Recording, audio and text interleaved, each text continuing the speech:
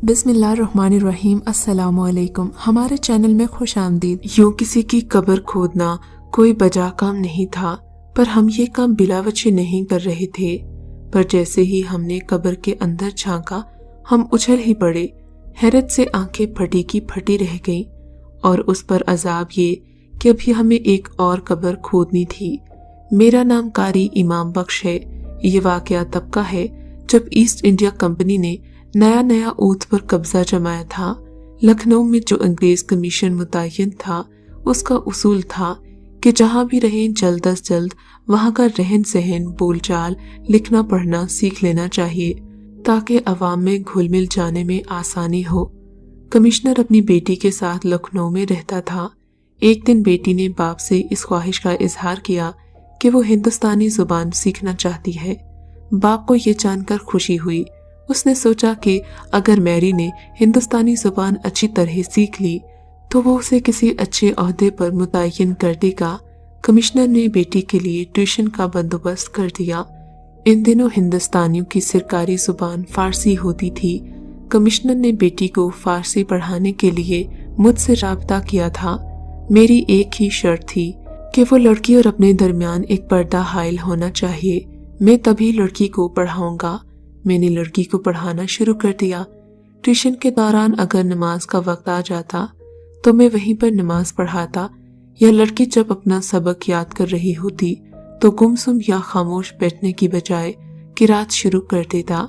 मेरी आवाज में अल्लाह ताला ने एक ऐसी तासीर रखी थी कि सुनने वालों का दिल उनकी तरफ खिंचा चला जाता।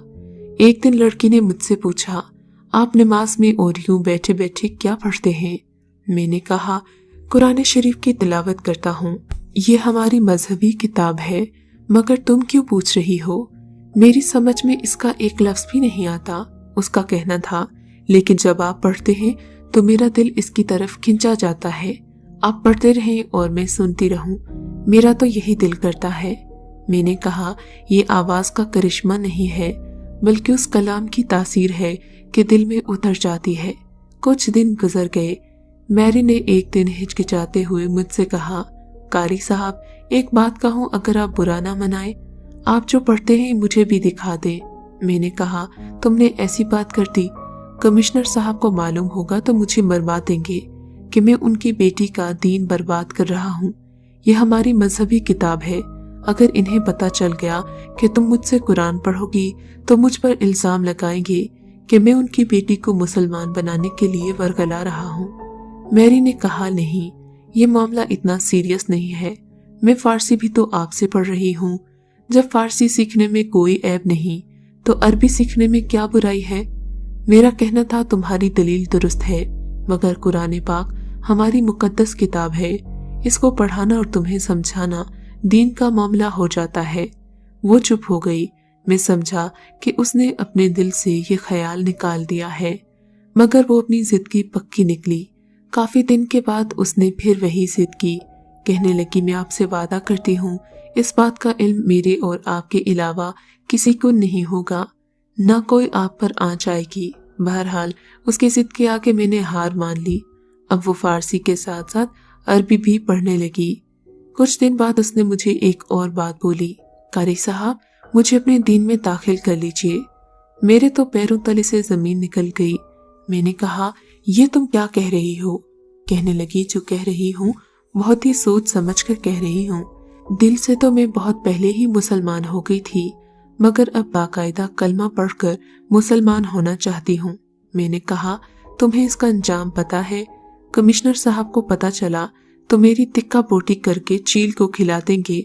मैं ये काम नहीं कर सकता। उसका कहना था, अगर मैंने उसकी मदद नहीं की तो वो इलाके की बड़ी वाली मस्जिद में जाकर खुद इस्लाम कबूल कर लेगी और सबको कहेगी कि मैंने उसे इस्लाम कबूल करने पर मजबूर कर दिया है। उसने तो मेरे सर पर कयामत ही तोड़ डाली थी। उसका कहना था कि इससे बेहतर यही होगा कि मैं अपनी मर्जी से उसे इस्लाम कबूल करवाऊं। वो इस सूरत हाल को कभी किसी को नहीं बताएगी। मैंने फिर भी इनकार किया कि उसका बाप बहुत जालिम था, मगर उसने बहुत जिद करना शुरू कर दी। तब मैं परेशान हो गया। मेरा कहना था कि मेरे लिए ये सादत की बात है कि तुम मेरे हाथों मुसलमान हो। जिद कर रही हो तो मैं कलमा पढ़ा दूंगा, मगर यही दरख्वास्त करता हूँ कि फूंक फूंक कर कदम रखना, कभी किसी को न बताना कि तुम मुसलमान हो। मैंने उस पर एहसास किया वो मुझे किसी मुश्किल में पड़ने नहीं देगी। मैंने कहा कि तुम कल मेरे पास नहा धोकर साफ कपड़े पहनकर आ जाना। उसने कहा वो जब दिल से मुसलमान हुई है तो हमेशा पाक साफ ही रहती है। कुरान शरीफ भी उसने हमेशा पाकी की हालत में पढ़ा है। अगले दिन उसने बहुत शौक के साथ कलिमा पढ़ा और मुसलमान हो गई। उसके पूरे वजूद से खुशी फूट रही थी। मैंने उसका इस्लामी नाम फातिमा रखा। वो मुझसे अब रोज पूछती कि एक मुसलमान को किन किन बातों का पाबंद होना चाहिए और किन बातों से बचना चाहिए। उसने नमाज पढ़ना भी सीख ली और बड़ी ही पाबंदी से पढ़ने लगी, मगर नमाज पढ़ते वक्त दरवाजे वगैरह बंद कर लेती ताकि किसी को पता न चले। उसने ये भी कहा कि वो हमारे नबी पाक की जिंदगी के बारे में पढ़ना चाहती है। मुझे किस्मत से इस मौजू पर मबनी एक बहुत अच्छी इंग्लिश किताब मिल गई। ये किताब अंग्रेजी जुबान में थी। मैंने वो किताब लाकर मैरी को दी और वो दिलो जान से इस्लाम और हमारे नबी की जिंदगी के बारे में पढ़ने लगी। कुछ अरसे के बाद फातिमा जब अच्छी तरह फारसी पढ़ने लग गई तो मैंने कहा कि अब तुम्हें मजीद ट्यूशन की जरूरत नहीं, इसलिए मेरा आना ठीक नहीं। मगर उसने कहा अभी मुझे आपकी जरूरत है। वो मजहब इस्लाम के बारे में जानना चाहती थी। मेरी भी लगी हुई नौकरी थी, मैं अपने पेट पर खुद लात क्यों मारता। वो सब कुछ सीख भी रही थी, पर यह सिलसिला उस वक्त रुक गया जब वो बीमार होकर बिस्तर से लग गई। बीमारी की इब्तिदा मामूली बुखार से हुई थी, मगर उसने तूल खींचा और इलाज के बावजूद उसकी हालत रोज बरोज बद से बदतर होती गई। एक दिन कहने लगी, कारी साहब मेरा वक्त पूरा हो गया है, मेरी बात गौर से सुने। मैं मर गई तो मुझे एक अंग्रेज की हैसियत से ये लोग अंग्रेजों के कब्रिस्तान में दफन करेंगे, मगर मैं मुसलमान हूँ, अंग्रेजों के कब्रिस्तान में दफन होना पसंद नहीं करूंगी। ये कैसे मुमकिन था? उसके खानदान वालों को कौन बताता कि वो अंग्रेज नहीं मुसलमान है? उसके मर जाने के बाद भला इस बात पर यकीन ही कौन करता? और फिर ये खबर सुनाने वाला फौरन ही जहन्नुम रसीद कर दिया जाता। उसका कहना था कि रात को आप मेरी मैयत अंग्रेजों के कब्रिस्तान से निकालकर मुसलमानों के कब्रिस्तान में मुंतकिल कर दें। ये सुनकर मेरी रूह कांप गई। कोई मामूली काम नहीं था, इंतहाई खतरनाक और पेचीदा था। उसने इसरार किया, बहुत मिन्नतें की, कहने लगी जहां आपने आज तक मुझ पर इतने एहसान किए हैं वहां ये आखिरी एहसान भी कर दे, वरना रोजे महशर आपको भी जवाब देना होगा। उसकी इस बात ने मुझे बहुत मजबूर कर दिया। अब एक तरफ मुआशरा आ गया था और एक तरफ आखिरत। बात तो उसकी भी ठीक थी। एक मुसलमान को गैर मजहबों के कब्रिस्तान में दफन करना भी एक बहुत बड़ा जुल्म था। मैंने मजबूरी में उससे वादा लिया कि मैं तुम्हारी मर्जी के मुताबिक ऐसा ही करूंगा। अभी एक हफ्ता भी नहीं गुजरा था कि उसका इंतकाल हो गया। उसकी मौत की खबर कोई छोटी खबर नहीं थी, सभी रंजीदा थे। उसके जनाजे पर बहुत सारे लोग शामिल थे। मैयत में मैं सबसे आगे था। उसने जो अहम जिम्मेदारी मुझे सौंपी थी, इसलिए मुझे उसकी कब्र का बखूबी तायन करना था और मैंने यही किया। मैंने अच्छी तरह कब्र की शिनाख्त कर ली ताकि रात के अंधेरे में कोई मुश्किल पेश न आए। एक दोस्त से मदद की तो वो बिफर ही गया। उसका कहना था कि ये कोई मामूली जुर्म नहीं, उस पर लाश भी जनाना और वो भी नौजवान कंवारी लड़की की। अगर पकड़े गए तो लोग हमारे बारे में न जाने क्या कुछ सोचेंगे। लोग तो हमें रिश्ता देने से भी इनकार कर देंगे। और फिर लाश भी अंग्रेज कमिश्नर की बेटी की, उसे पता चला तो हमें वहीं उसी की कब्र में दफना देगा। मैंने कहा अगर तुम मेरा साथ नहीं देना चाहते तो मत दो, मैं ये काम अकेले ही करूंगा। मैंने लड़की से वादा किया था। थोड़ी देर वो मुझे नाराजगी से देखता रहा, फिर बोला अगर मरना ही चाहते हो तो अपने साथ मुझे भी मार डालो। दोस्त हूँ, तुम्हारा साथ अब देना तो पड़ेगा। मेरा भी बेड़ा गर्क करना है तो ठीक है, मगर फिर भी ये काम 2 आदमियों का नहीं, 2 आदमियों की और जरूरत पड़ेगी। पर मेरा कहना था ये काम हम खुद ही करेंगे। जितने कम लोगों को इसके बारे में पता हो उतना ही अच्छा है। मेरे दोस्त का नाम सुल्तान था। यूं भी वो बहुत बहादुर इंसान था, पर इस मामले में किसी का भी डर जाना जाहिर सी बात थी। हमने प्लान बना लिया। शाम होने से पहले ही हमने कब्र खोद ली। थोड़ी ही देर के बाद कब्र खुल गई। हमने ताबूत का ढक्कन खोल दिया। ढक्कन उठाते ही हमें झटका सा लगा। हम लोग कुछ समझ नहीं पाए। हमारी निगाहें मैयत पर पड़ी तो हम पर हैरत के पहाड़ टूट गए। वो तो कोई मर्दाना नक्श थी। सुल्तान ने शोर मचाना शुरू कर दिया कि मैंने किसी और की कब्र खोली है, पर मैं जानता था हमें कोई गलतफहमी नहीं हुई थी। यही कब्र फातिमा की थी, मगर ये अजीब मामला था। मैयत की जगह कोई मर्दाना मैयत थी। मजीद तसल्ली के लिए सुल्तान कब्र में उतरा और ताबूत पर झुककर मैयत को देखने लगा। अचानक ही वो शदीद हैरत से उछलकर कब्र से बाहर आ गया। आते ही उसने मुझसे कहा, जानते हो ये मैयत किसकी है? ये बाराबंकी के नवाब यामीन की लाश है। बाराबंकी एक तहसील मारीपुर का नवाब यामीन है। मैंने उसे बहुत करीब से देखा हुआ है। मैंने कहा, यह हैरत अंगेज बात है। अंग्रेजों के कब्रिस्तान में एक लड़की की जगह मर्दाना मैयत, और वो भी हिंदुस्तानी। ये मामला तो समझ से बाहर है। हमने जल्दी से कब्र की मिट्टी बराबर की, उसे पहली जैसी हालत में कर दिया। फिर हम लोग उसी हवेली पहुंच गए जहां नवाब साहब रहते थे। हवेली ढूंढने में हमें कोई दिक्कत नहीं हुई। जब हमने उनसे मुलाकात की ख्वाहिश की तो हमें बताया गया कि नवाब साहब का इंतकाल हो चुका है। कल ही उनकी तदफीन हुई है। हमने अफसोस का इजहार किया और कहा वो हमारे मोहसिन थे, इसलिए हम उनसे मिलने लखनऊ से आए थे, मगर अफसोस हमारी किस्मत में उनकी मुलाकात नहीं थी।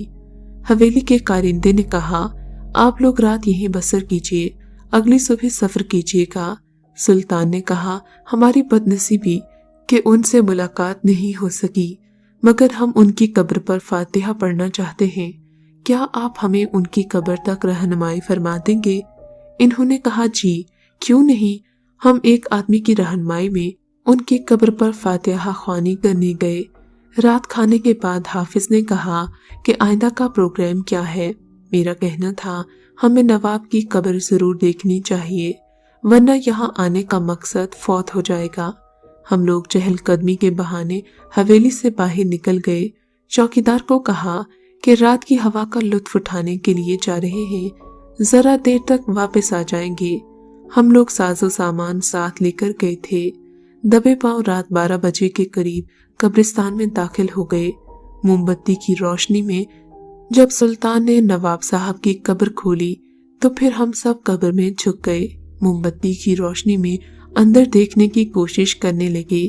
अब की बार हम पर फिर से हैरतों के पहाड़ टूट पड़े। कब्र के अंदर कफन में लिपटा एक इंतहाई खूबसूरत नौजवान नजर आया। हमने हैरत से एक दूसरे को देखा। ये क्या मौजा है? कब्र के कतबे पर तो नवाब साहब का ही नाम था। सुल्तान ने कहा, ये तो कोई अरब नौजवान लगता है। उम्र 25 से 30 साल के दरमियान है, जबकि नवाब साहब 47 और 50 के आसपास थे। खैर, हम वापस लखनऊ आ गए, मगर मेरे दिलो दिमाग में खलबली मची हुई थी। या अल्लाह, ये क्या इसरार है? फातिमा की मैयत उसके ताबूत में नहीं, उसकी जगह नवाब यामीन की लाश, और नवाब यामीन की लाश में कोई अजनबी नौजवान जो कि अरबी नस्ल का है। अगर फातिमा की कब्र में नवाब यामीन की लाश थी तो उसूलन नवाब यामीन की कब्र में फातिमा की मैयत होनी चाहिए, मगर ऐसा नहीं था। फातिमा की मैयत कहाँ गई? मेरे जहन में बहुत कशमकश थी। इन्हीं सोचों में पता नहीं कब मुझ पर हल्की सी गनूद की तारी होने लगी। इतने में क्या देखता हूँ, कमरे में अजीब रोशनी फैल गई है, जैसे दरो दीवार से भीनी भीनी खुशबू भी आने लगी। मैंने घबराकर इधर उधर देखा तो करीब ही सफेद धुएं का बड़ा सा दायरा दिखाई दिया, जो हवा में तहलील हो गया। उसकी जगह मुझे फातिमा सफेद बराक लिबास में मुस्कुराती हुई दिखाई दी। उसे देखते ही मैंने कहा, फातिमा, तुम्हारे लिए तो मैं बहुत परेशान था, तुम कहाँ चली गई? मुस्कुराते हुए बोली, कारी साहब, मुझे आपकी परेशानियों का इल्म है और मैं आपकी इसी हैरानगी और परेशानी को दूर करने के लिए भेजी गई हूँ। जब लोग कब्रिस्तान में मुझे दफनाने के बाद चले गए तो चंद ही लोग मेरी कब्र में नमूदार हुए। मेरे चस्ते खाकी को खाटनुमा किसी चीज पर रखा। फिर मुझे यूं लगा जैसे वो मुझे लिए हवा में उड़ रहे हों। अचानक मुझे महसूस हुआ उन्होंने किसी जगह मेरी खाट रख दी है। अभी वो मेरी खाट के करीब से हटे ही थे कि मुझे चंद ही बरगज़ीदा शक्लो सूरत के लोग गोल दायरे में बैठे नजर आए। इनके चेहरों पर अजीब तरह की रोशनी थी।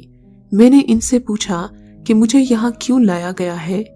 उनमें से ज्यादा नूरानी सूरत वाले बुजुर्ग ने कहा कि मैंने उसे देखना चाहा था क्योंकि उसे मेरे देखने की तमन्ना थी, और ऐसी तमन्ना कि उसने रोक बनाकर जी को लगा लिया। किसी ने फरमाया कि बड़ी बख्तावर है, उसे देखने की आपने तमन्ना की। मुझे इनकी बातें सुनकर अंदाजा हो गया कि मैं कहाँ हूँ और ये बुजुर्ग हस्तियाँ कौन हो सकती हैं। मेरी आंखें बार बार उनकी बलाएं ले रही थीं। दिल उनके कदमों में झुका जा रहा था। दिल में रह रहकर ख्याल आ रहा था कि मैं अपनी मंजिल मकसूद को पा चुकी हूँ। ये कहकर फातिमा थोड़ी देर रुकी। उस वक्त भी उस पर इसी कैफियत का असर था। मैंने पूछा, तुम्हारी बातों से तो तुम्हारे ताबूत में मैयत की गैर मौजूदगी का मौमा हल हो गया, मगर इस सबूत में नवाब की कब्र और उस लड़के की कब्र का मौमा मेरी समझ में नहीं आ रहा। ये उलट किसने किया और क्यों किया? वो मुस्कुराई और उसने कहा, कारी साहब आपने सुना होगा, अल्लाह शक्र खोरे को शक्र देता है। उस रात 3 मरने वालों की मैयतों को उनकी अपनी कब्रों से निकालकर दूसरी कब्रों में मुंतकिल किया गया। मेरे ताबूत में आपको नवाब यामीन नजर आया। नवाब यामीन था तो हिंदुस्तानी, मगर अपने आप को हर वक्त अंग्रेज बनाए रखता था। उसका रहन सहन तौर तरीका बिल्कुल ही अंग्रेजों जैसा था। इसीलिए उसकी मौत के बाद उसे अंग्रेजों के कब्रिस्तान में जगह मिली, और उसकी अपनी कब्र में जो नौजवान दफन था वो मरा तो मदीना मुनव्वरा में था। उसकी तदफीन जन्नतुल बकी में हुई थी, मगर उसे हिंदुस्तान आने और इसे देखने की तमन्ना जिंदगी भर तड़पाती रही। लिहाजा उसकी ख्वाहिश की तकमील के सिलसिले में उसे जन्नतुल बकी से नवाब यामीन की कब्र में मुंतकिल किया गया। अब आप बखूबी समझ गए होंगे कि जन्नतुल बकी में उस अरबी नौजवान की खाली होने वाली लहद में किसको जगह मिली होगी। और ये सब कुछ इसके अलावा और कौन कर सकता है जो दिलों के भेद जानता है और जिसके कब्ज़ाए कुदरत से कुछ भी नामुमकिन नहीं। और फिर कब्रों के अंदर के मामलात से हम इंसान कैसे वाकिफ हो सकते हैं। फातिमा की ख्वाहिश पूरी हो गई और मेरा उससे किया वादा भी ज़ाया नहीं हुआ। आपसे यही कहना चाहूंगी कि आप जिस हालत में मरना चाहते हैं उसी हालत को अपनाए रखिए, क्योंकि इंसान की मौत भी उसी हालत में होती है जिसमें वो अपनी जिंदगी का बेशतर वक्त गुजारता है। अगर आपको ये कहानी अच्छी लगी है तो इस वीडियो को लाइक कीजिए और इस तरह की मजीद वीडियोस देखने के लिए हमारे चैनल को सब्सक्राइब कीजिए।